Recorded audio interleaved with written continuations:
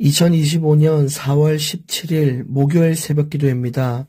오늘 말씀은 잠언 24장 23절에서 34절, 잠언 24장 23절에서 34절. 오늘 이렇게 하면 24장 전체가 끝나게 되겠습니다. 오늘 말씀의 제목은 그 후에 네 집을 세울지니라 입니다. 그 후에 네 집을 세울지니라. 여러분, 우리가 잠언서의 말씀을 통해 하나님 주시는 지혜와 지식과 명철을 가지고 삶을 점검하고 돌아보길 원합니다.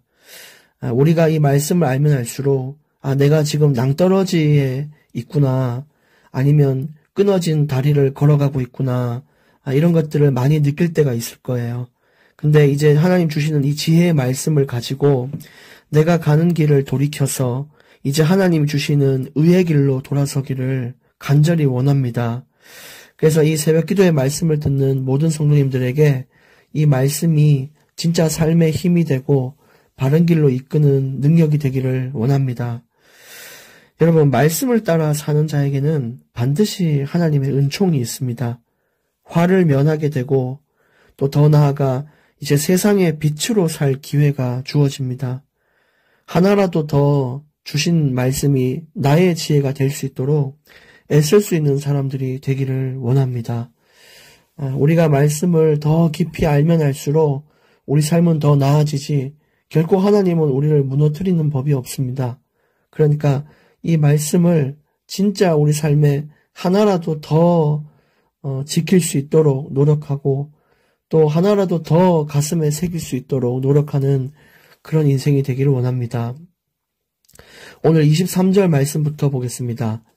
이것도 지혜로운 자들의 말씀이라 재판할 때에 낯을 보아주는 것이 옳지 못하니라. 여러분, 재판할 때 왜 낯을 보여주지 말라고 합니까? 이게 오늘날의 현실에도 많이 반영돼 있는데 사람들은 그 사람이 어떤 일을 했냐 이런 것보다는 그 사람이 어떤 외모를 가지고 있냐, 어떤 배경이고 어떤 스펙과 또 어떤 사람과 친하냐 이런 것들을 주로 보고 그 사람의 인생을 평가합니다.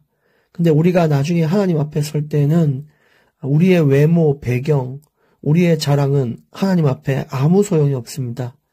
하나님께서는 중심을 보시는 분이십니다.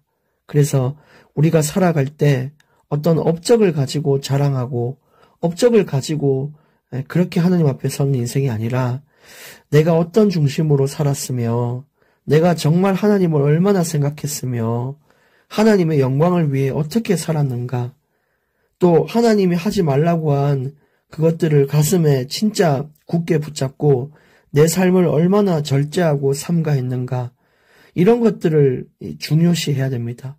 하나님은 그것을 보시고 누군가에게는 축복을 또 누군가에게는 징계를 더하시는 분입니다. 그게 공의인 거죠. 얼굴이 잘나서 좋은 길로 가도록 만들고 천국의 길을 가도록 만들고 축복을 주고 이런 것이 아닙니다. 얼굴이 어떻든 배경이 어떻든 가장 중요한 것은 중심입니다. 그런데 어떤 사람은 저는 대형교회에서 구역장도 하고 성가대 지휘도 했는데요 라고 하나님 앞에 그 재판장 앞에 서도 아무런 소용이 없는 것이 바로 하나님은 중심을 보시는 분이시라는 것입니다. 우리가 아무리 교회를 잘 섬겼다고 한들 주님께서는 그 중심을 아십니다. 내가 진짜 하나님을 기뻐하는 마음으로 헌신을 한 것인지 마지못해 한 것인지 아니면 내 교회에서의 헌신을 자랑기 위해 한 것인지 하나님께서는 다 아십니다. 어찌됐든 23절에서 강조하는 것은 우리가 어떤 마음으로 살아가냐입니다. 어떤 마음으로 주님의 뜻을 지키며 살고 있냐 이것입니다.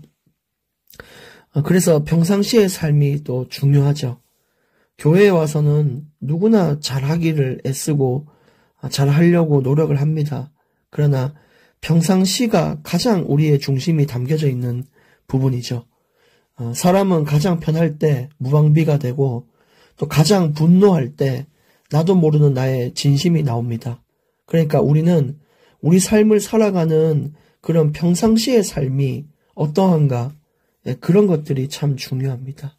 가장 힘들고 어려울 때도 믿음의 고백을 할 수 있는 자인가? 내가 평상시에도 하나님이 원하는 것을 하고 내가 원하는 진짜 이 악인들이 하는 그 길을 따르지 않고 살아가는가? 그런 것들이 참 중요합니다. 사람들이 눈이 없는 그 자리에서의 나의 삶이 가장 중요하다는 것입니다. 24절 악인에게 네가 옳다 하는 자는 백성에게 저주를 받을 것이요 국민에게 미움을 받으려니와 오직 그를 견책하는 자는 기쁨을 얻을 것이요 또 좋은 복을 받으리라. 마찬가지로 공의의 하나님을 우리가 닮아서 우리가 세상을 바라볼 때 저 사람 옳다 틀렸다를 정하는 기준이 외모나 배경, 나의 친분, 학연, 지연이 되어서는 안 되고요. 진짜 그 사람이 어떤 짓을 했냐, 어떤 마음을 품고 그런 짓을 했냐, 이런 것을 잘 분별해서 너는 그렇게 하면 안 됐다. 그건 틀린 것이다. 그렇게 진리의 말을 할 수 있는 사람이 필요해요. 우리가 처음에는 그렇게 할 때 많은 사람의 질타를 받을 수도 있고 뭐 저렇게까지 하냐 이런 말을 들을 수가 있는데 그러나 사람들이 볼 때에는 우리가 밉상이어도 하나님이 볼 때에는 적당한 때에 진리를 위해서 입을 여는 그 사람을 좋게 보시고 그 사람에게 복을 주는 것입니다.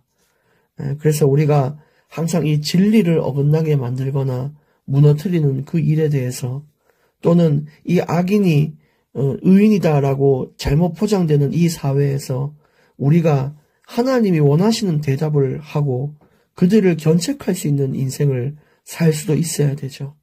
이것은 시도 때도 없이 틀린 것을 막 지적하라 이런 말이 아니고 진짜 하나님이 원하시는 지혜 속에서 정확한 타이밍에 그 누구도 나서지 않을 때 나라도 나설 수 있는 그런 용기가 있어야 된다는 것입니다. 26절 적당한 말로 대답함은 입맞춤과 같으니라. 이 적당한 말이라는 것은 용기가 필요한 자에게는 용기를 주고 힘이 필요한 자에게는 힘을 또 응원이 필요한 자에게는 응원을 어떤 해답이 필요한 자에게는 적당한 이런 해답을 줄 수 있는 그런 사람의 말은 입맞춤 하듯이 그 사람과의 중요한 관계를 회복한다. 그런 의미가 있어요. 그래서 우리가 주변에 사람을 얻을 때에도 또 우리가 어디 지도자나 리더로 있을 때에도 이런 적당한 말을 갖출 수 있는 사람이 그 조직이나 단체를 잘 세울 수 있고 가정을 바로 세울 수 있고 주변의 사람들과의 관계를 돈독히 할 수가 있는 것입니다. 근데 어떤 사람은 늘 다른 말만, 틀린 말만, 자기한테만 적용되는 말만, 남들은 할 수 없는데 나의 기준으로만 평가하고 답을 주는 그런 말을 할 때가 많은데 우리는 더 많은 지혜가 필요합니다. 27절 네 일을 밖에서 다스리며 너를 위하여 밭에서 준비하고 그 후에 네 집을 세울지니라. 이 말 우리가 오늘 새겨야 될 말씀인데요. 집을 세우는 게 중요한 것이 아니라 먼저 집 세우기 전에 너의 내실을 갖추는 것이 중요하다는 것입니다. 예를 들어 우리가 집은 샀는데 집을 관리할 수 있는 능력이 없다면 그 집은 허물어지겠죠. 그러니까 먼저 집을 세우기 전에 갖춰야 될 것이 있는 것입니다. 운동선수로 쳤으면 이 근육이나 생활의 규모가 갖춰져야 운동선수 생활을 할 수가 있는 것이고요. 결혼을 준비하는 사람도 결혼에 따른 준비나 계획이 있어야 되는 것이죠. 그냥 아무것도 없이 내실도 없이 결혼한다 이러면은 자꾸만 이렇게 실족하게 됩니다. 자꾸만 좀 틀린 결정을 할 때가 있고 어려움을 맞이할 때가 많습니다. 이처럼 신앙생활도 내가 단순히 교회 나가는 것, 큰 교회에서 중요한 자리를 맡는 것, 그게 중요한 것이 아니라 내실을 갖춰야 돼요. 내가 하나님 앞에 신앙생활하기 위해 얼만큼의 말씀을 묵상하고 내가 정말 기도를 쉬지 않는가, 내가 정말 예배를 사모하는가, 그런 내실이 있어야 신앙의 성장과 신앙의 집이 지어지는 것이죠. 그래서 이 모든 것은 육신적인 삶도 마찬가지고 영적인 삶도 마찬가지입니다. 먼저 뭔가를 하려고 하는 게 아니라 그걸 하기 위한 나의 내실을 갖추는 것이 중요하다는 것입니다. 28절 너는 까닭 없이 네 이웃을 쳐서 증인이 되지 말며 네 입술로 속이지 말지니라. 이제 우리가 사람과의 관계를 계속해서 말씀에서 받고 있습니다. 근데 우리가 항상 주의해야 될 것이 남을 험담하는 일인데 남을 험담하다 보면 진짜 없는 말인데도 지어서 과장되게 왜곡해서 말할 때도 많습니다. 근데 그것이 그 거짓말이 하나님 앞에 하고 있는 거짓말임을 알고 우리가 자제해야 될 것입니다. 하나님은 우리의 중심을 아시고 우리의 선악간의 행위를 판단하시는 분이시기 때문에 주 앞에 흠없는 자로 정말 살기를 애써야 되는 그런 우리 입장 앞에서는 아주 치명적인 일이 되는 것입니다. 29절 너는 그가 내게 행한 같이 나도 그에게 행하여 그가 행한 대로 그 사람에게 갚겠다 말하지 말지니라. 또 사람을 만나다 보면 원수를 지기도 하죠. 어떤 사람이 너무 믿고 싫을 때도 있을 겁니다. 근데 그렇다고 해도 그 원수를 갚기 위해 행하지 말라는 것입니다. 복수하려는 마음을 버리라는 것입니다. 로마서 12장 19절에도 따르면 그런 분노와 원수에 대한 마음은 하나님의 진노에 맡기라고 말씀하셨습니다. 그래서 우리는 그 하나님의 말씀에 따라 명령에 따라 우리의 분노, 우리의 원수, 우리의 복수심을 하나님께 맡겨드리고 우리는 그저 우리의 길을 가길 원합니다. 복수는 우리의 길이 아니라고 말씀하셨습니다. 우리에게 주신 길은 그저 하나님께 감사하는 마음으로 말씀을 사모하고 예배를 사모하며 하나님께 영광을 돌리는 길이 우리의 길이지 분노, 싸움, 투쟁, 시기, 질투 그것은 우리의 길이 아닙니다. 30절에도 규모에 대한 이야기가 또 나옵니다. 내가 게으른 자의 밭과 지혜 없는 자의 포도원을 지나며 봤다는 것이죠. 게으른 사람의 집들 여러분 가보셨나요?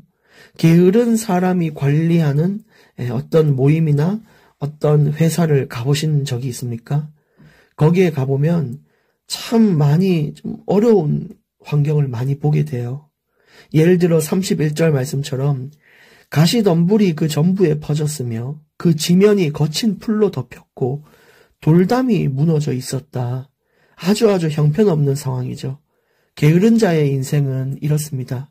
게으른 자의 주변도 이렇고 게으른 자의 집을 가보면 거의 이런 경우가 많습니다. 근데 신앙에도 이런 영적인 게으름이 있으면 신앙에도 이런 형편없는 일이 일어납니다. 마음에 가시덤불이 자라고 거친 풀로 덮이고 돌담이 무너져 있는 내 마음을 마주할 때가 있습니다.